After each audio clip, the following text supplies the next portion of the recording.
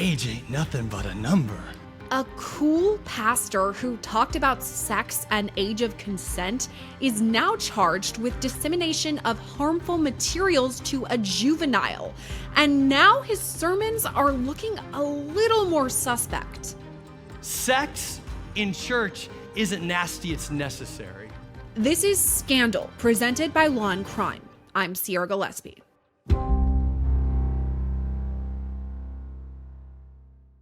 There are still a lot of questions when it comes to today's scandal, but one thing is for sure. There is a person in a position of power, a man of the Lord, who has been accused of involving children in illegal activity. Today's scandal takes us to Peoria, Illinois, almost a 3-hour drive southwest of Chicago. Peoria is home to the Riverside Community Church, which, according to its website, opened its doors in 2000. Now, according to that same website, the church has 4 pillars that it stands by. First, Jesus is our pursuit. Second, people are our passion. Third, serving is our priority. And fourth, generosity is our privilege. The church stands by these main beliefs, ending its description by saying, Riverside continues to seek the face of God as we remain dedicated to downtown Peoria, believing that the best is yet to come. And that takes us to the lead pastor, 47-year-old Michael S. Ritchason. Pastor Michael, as he's called, took over as lead pastor in 2019 after his father-in-law stepped down. And here's where we have an example of what Pastor Michael preaches. And we get to the place when our expectation for God doesn't match our experience with God, we leave exhausted by God. And this is where we get stuck. Right here, I thought a relationship with Jesus was supposed to make me feel restful, but actually it has made me feel restless. Start to walk away. I don't know if I can continue to move on, but can I tell you today, life with Jesus isn't a playground, it's a battleground. I think we've given out bad connotations and messages from platforms like this. We say, come to Jesus, and we make you think it's always going to be rainbows and unicorns. And that's not what life with Jesus always feels like. It's not a playground, it's a battleground. Because what I found in my life is that as you come closer to Jesus, the devil tries to come closer to you. As you come closer to Jesus and devote your life to him, the bullseye on your back gets bigger and bigger and bigger. And the devil would love nothing more than to take you out. But we're here today to talk about more than just Pastor Michael's sermons. We've got to talk about his recent arrest and charges involving children. Now, Pastor Michael has a long history of work involving children. Not only is he lead pastor of Riverside Community Church, but he's also devoted almost his entire adult life to children. He received a bachelor's degree from Bradley University in 2000 with a degree in elementary education. In 2005, he got a master's degree in teaching and leadership from St. Xavier University. And starting back in 2002, he began teaching 3rd grade at Willow School in Pekin, Illinois, which is about 10 minutes outside of Peoria. That's also where Pastor Michael served as a city council member and lived with his wife and 3 children. Things changed for Pastor Michael, though, on October 5th, when police were notified about some evidence relating to some illegal activity involving Pastor Michael. Then on October 8th, Pastor Michael was arrested and charged with a Class 4 felony of dissemination of harmful materials to a juvenile. And here's where things get kind of odd. We don't exactly know what material Pastor Michael allegedly had or allegedly disseminated to children. Pekin police will only say that they received evidence, but won't tell us exactly what the evidence is. We do have some sort of clue, though, from the charge, dissemination of harmful materials to a juvenile. Per Illinois state statute, harmful to minors means that quality of any description or representation in whatever form of nudity, sexual conduct, sexual excitement, or sadomasochistic abuse when taken as a whole, it predominantly appeals to the prurient interest in sex of minors, is patently offensive to prevailing standards in the adult community, in the state as a whole, with respect to what is suitable material for minors, and lacks serious literary, artistic, political, or scientific value for minors. Material means any picture, photograph, drawing, sculpture, film, video game, computer game, video, or similar visual depiction, including any such representation or image which is stored electronically, or any book, magazine, printed matter, however reproduced, or recorded audio of any sort. So it's still unclear what exactly the materials were, but based on the statute and the allegations, it's not good. Now, when news of all of this broke, the Scandal Squad started doing some research on Pastor Michael, and there are literally dozens of videos of his sermons online because he was, of course, the lead pastor. And a few things stood out, including one sermon where he says this. She pulled out her phone. She was texting. I don't know if it was the authorities. I don't know if she was going on Facebook. Pervert at Panera, East Peoria, avoid. And that alone is weird, right? Especially with these allegations involving harmful material to children. But that little blurb is slightly taken out of context. So here's a longer clip of the sermon just so you get the full picture. Let's talk about sex. We've gotten to that place where we think that sex is wrong. Sex is sinful. Sex is dirty. And talking about sex within church, we start to believe, well, Michael, that's wrong. That's sinful. That's dirty. And can I tell you right from the jump today, sex in church isn't nasty, it's necessary. See, because you need to know right now that some of you are like, Pastor, you better stop talking about that or I'm going to get up and leave. No, I'm going to push back on you and say, we better start talking about it in church. Because you may not know, but Rach and I and our team, we have a front row seat to what God is doing every single week in this house. And I'm grateful for the growth that God is doing in this space. But what you need to know is a lot of the growth that's happening isn't from people coming from one church now to Riverside. What we've been able to do, what God has allowed us to be a part of, is that there are many people, some of you that are listening to me right now, you are walking into this space and we are your very first church experience. You've never been to church before, never felt welcomed into a church before. Maybe you grew up and you went with your grandma when you were 5 or 6 years old and it wasn't your thing. It didn't look like this. It didn't sound like this. And see, I need to tell you right from the jump today, this may not be a word for all of y'all, but this is a word in due season for some people in this house today. But that's not the only sermon that stood out to me. Here's another piece that really jumped out when I was doing research for this episode. Girl, age ain't nothing but a number. So that's kind of bizarre. But here's the whole clip as an explainer. I was just out at a coffee shop this week, and a friend came up to me, and she excitedly was telling me about a new relationship that she was in, and she goes, I got a new guy in my life, and I'm very pastoral wherever I go. I was like, does he love Jesus? Is he good to you? Does he have a job? Does he still live in his mama's basement? Like all the important questions. And she goes, the thing that is really holding us back is that I'm 35 and he's 30. And I was like, girl, age ain't nothing but a number. She goes, Michael, that's 5 years. I go, the only time that's weird is in junior high and high school. Like if you're asking a 7th grader to your senior prom, that's when it gets weird and illegal, I might say. But when you're adults, 5 years between you, man, age ain't nothing but a number. See, every single one of us, you need to know that your age doesn't disqualify your calling. Your age doesn't disqualify your anointing. Can I tell some people today, I don't know what you walked in with. I don't know your age. I don't know the stresses in your life right now. But can I tell you that when God shows up, anything can happen. Age ain't nothing but a number. See, our differences are not going to define us. If you're still alive, you still have a call of God over your life. If you're still breathing, God wants to use you to speak into people. If you have a pulse, you still have a purpose in life. That God wants to use every single one of us. So maybe Pastor Michael is just trying to be fun and include this Aaliyah song, Age Ain't Nothing But a Number, into the sermon. But it is odd, especially when we talk about the allegations that Aaliyah was forced to illegally marry R. Kelly when she was underage. But that is a different scandal.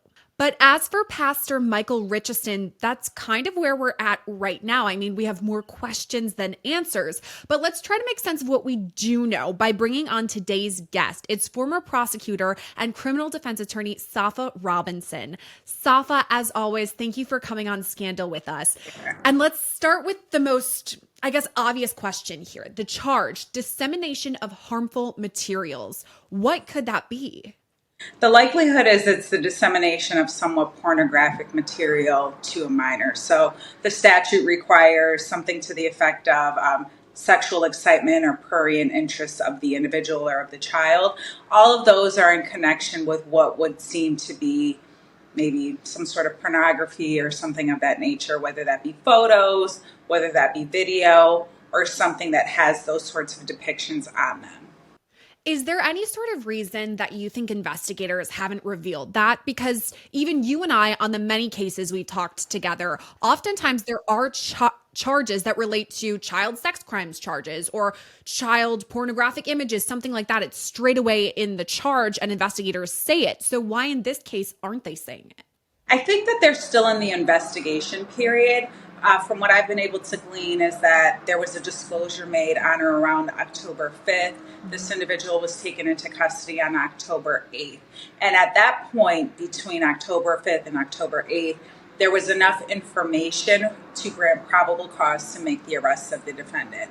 Because it is still early, and because we also don't know what specifically is depicted in those materials, if it's a youth that maybe attends the church that he pastors at, or someone that he might be familiar with, all could be things at play here, and we just don't have enough information as of yet. The police could still be doing the investigation. I know they've referred the case to the state attorney's office, and they may continue the investigation and find that there are more alleged victims and that there are other charges that may be sufficient to add to these initial charges against the defendant.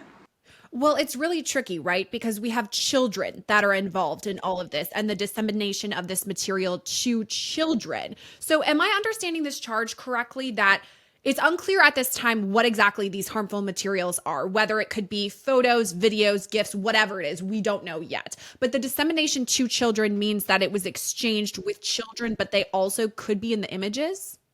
That's what I'm understanding. So the dissemination portion it could come in the way of sending a text message of some sort of nude body part or, photograph or something of that nature. So it could just be as simple as a text message or, maybe an exchange or showing of a photo to a youth, maybe at the church, and that counts as dissemination. I think personally why they are still so tight-lipped on this, and again, it's very early to say, but the materials that are being dispersed, what is in those materials, and are they other youth? That could be something at play here. So law enforcement needs to find out if there are youth in these depictions. Who are they? Do they fit the statutory criteria for the age requirement for maybe child pornography or something of that nature? So there's still so many things that are being investigated at this moment.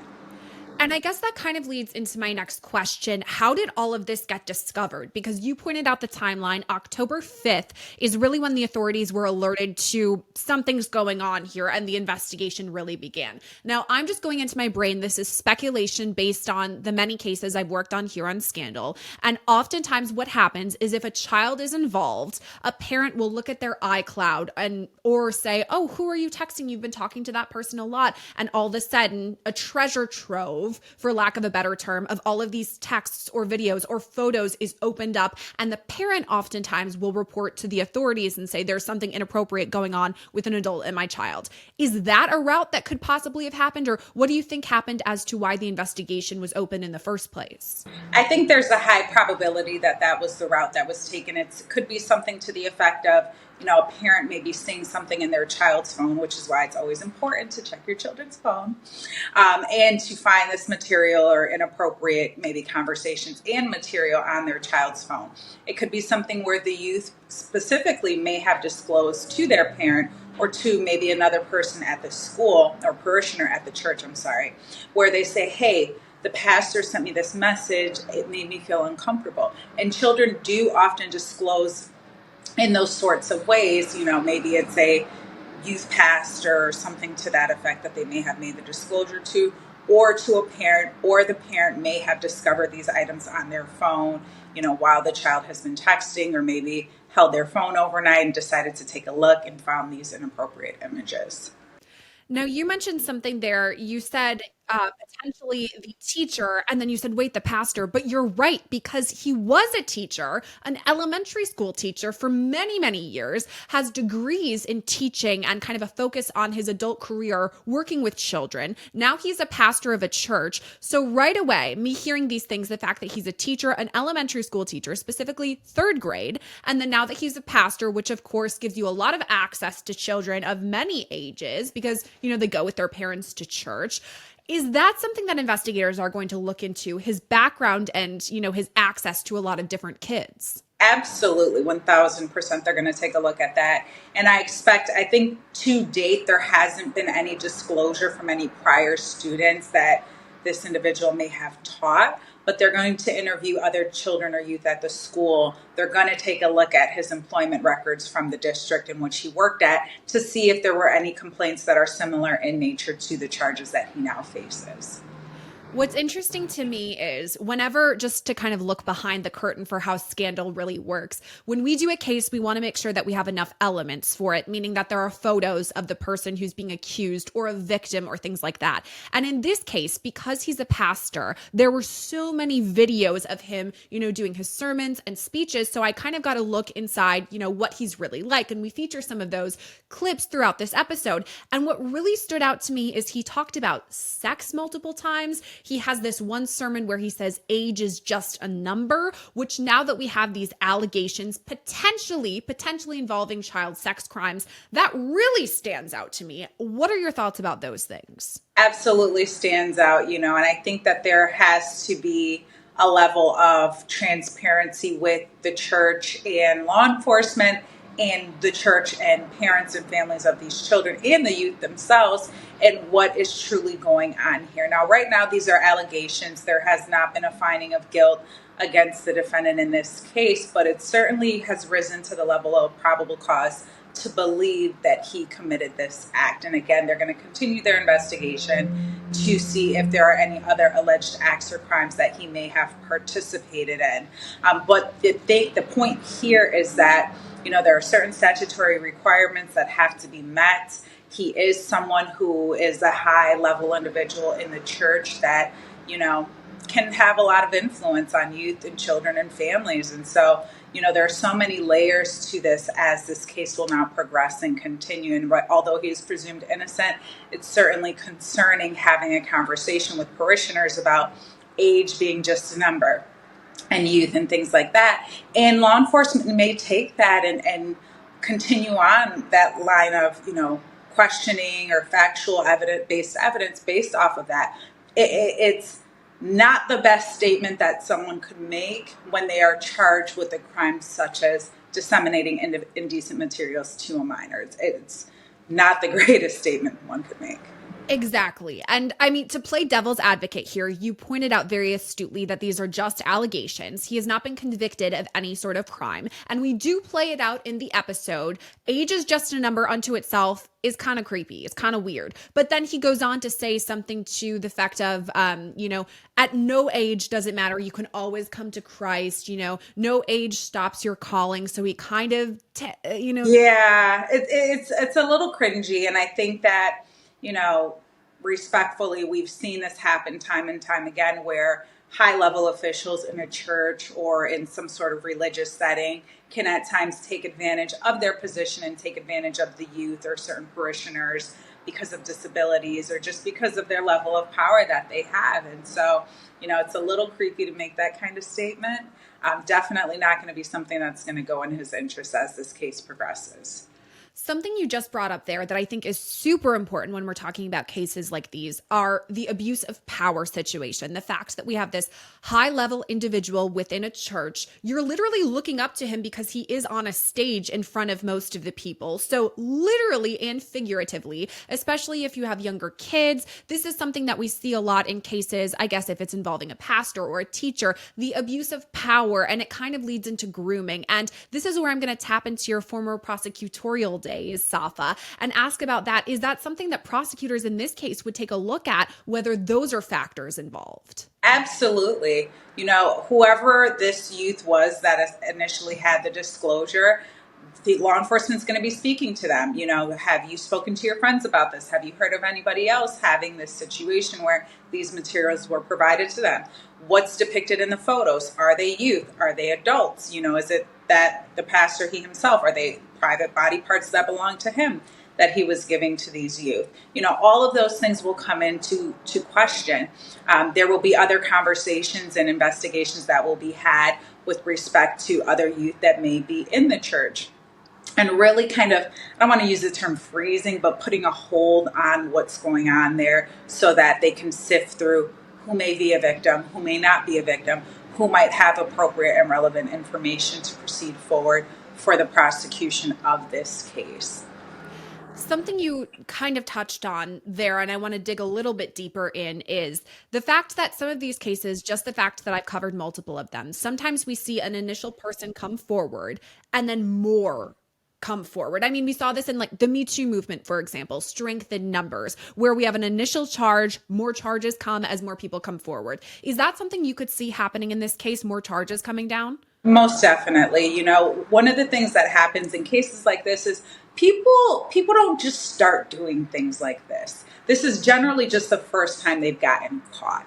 People have a pattern of behavior that they do and how they maneuver, with respect to who they are and what type of status they have. So my guess would be, and again, all of these are allegations, but my guess would be that if he is alleged to have done this with one youth, there's a high probability that there are other youth that he may have engaged in this conduct with, or he may be alleged to have engaged in this conduct with. And that, again, is going to be something that law enforcement and the prosecution is going to take a look at. The victim in this case may be brought in for a forensic interview or a forensic examination where they sit down with law enforcement, psychiatrists, and other individuals to determine, what truly occurred, and possibly based on that individual's information, if there could be other victims. I guess that leads into my next question too, the fact that we have a youth here, a minor, and that's really where the charge stems from. I'm wondering about, you talked about their forensic interview, maybe if way down the line we see some sort of trial where there would have to be testimony. Does this make things extra tricky because there could be trauma involved? Again, we don't know all of the circumstances, but we do know that this is a child under the age of 18 at the very least. It's, stressful to have to testify or speak to investigators, even as a grown adult, let alone to do it as a child. So does that make it more tricky if we want one day, let's say, the testimony from this child? It does make it more difficult. You've got a number of factors that go into it. Again, this is a youth, they might be embarrassed. They might feel that no one believes them. They may feel that they might be bullied or alienated because of this experience that they may have had. And also there has to be a recollection. So whoever this youth is, they've given a statement more than likely to law enforcement.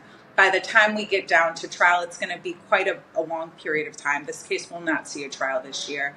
And so is the witness or the victim's statement the same on the stand as they're testifying as it was back when this incident occurred? So all of those things could factor in. And again, you have to get on the stand in a public courtroom with your parents and other individuals there, and to have to tell that story of how the relationship began between you and this pastor, what was the nature of the relationship, and what was the material that was disseminated to you. How did it make you feel? Again, it has to trigger a certain type of response from the viewer. Often sexual response or sexual excitement is one of the terms that the statute uses. So the prosecutor is going to have to ask, did that excite you, sexually? And it's very uncomfortable for someone that is a youth to have to answer that question.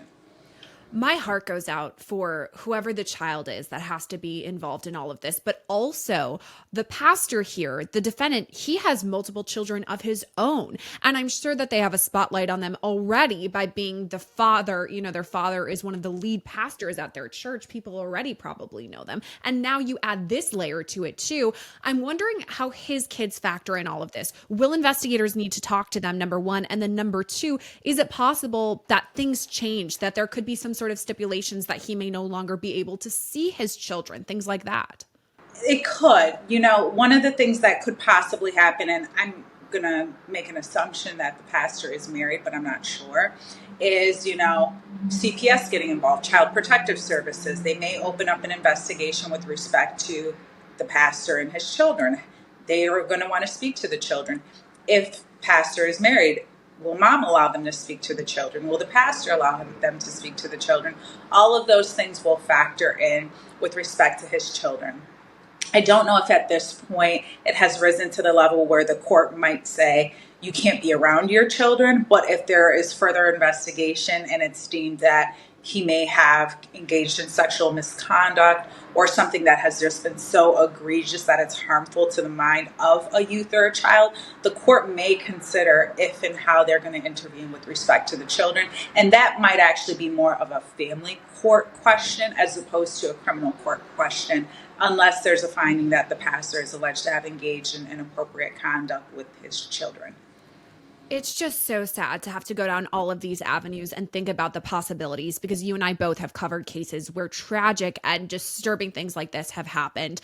We don't know exactly what has happened yet in this case, but for what we do know, Safa Robinson, thank you for coming on and breaking it all down. Thanks for having me. Once again, a reminder that Michael Ritchason is innocent until proven guilty. These are all just allegations. But I do want to end on a statement from his church. This was sent in a letter to members of the congregation. It reads, "Dear members of our Riverside Church family, it is with a heavy heart that we inform you that Pastor Michael was arrested and released on October 8th. The allegations are unclear at this time, but appear to be with the release of an inappropriate transfer of information from his phone. We know this news is shocking and painful for our entire church family. We are still gathering details and are fully cooperating with law enforcement in their investigation and our attorneys to navigate with wisdom. At Pastor Michael's direction, he is asked to be removed from all pastoral duties and placed on leave until this matter has been resolved. He affirms and assures us all that we are taking this matter very seriously. This is not an admission of guilt, but rather a shepherd's heart in caring for his flock. His every desire is to show complete transparency and avoid the very appearance of any type of evil. Let us be reminded of our church's team values, that we will act with integrity, honesty, and loyalty. And second, we will deal with issues swiftly, personally, and respectfully. Please be fervently praying for our pastor, his family, our church family, and for all involved, bringing this to quick and just resolution. Our leadership team is committed to keeping calm in the chaos and providing help the best we can to our church family as we continue forward. The enemy's attack is real, but God is on the throne and our best is truly yet to come. Your Riverside elders." And that's where today's scandal leaves us for now. For all the latest updates in this case and all things true crime, make sure to subscribe to our channel. And to connect with me personally on social media, you can find me at Sierra Gillespie, and you can send messages our way to @scandal@lawandcrime.com. Thanks for watching today's episode of Scandal. As always, I'm your host, Sierra Gillespie, and I'll see you next time.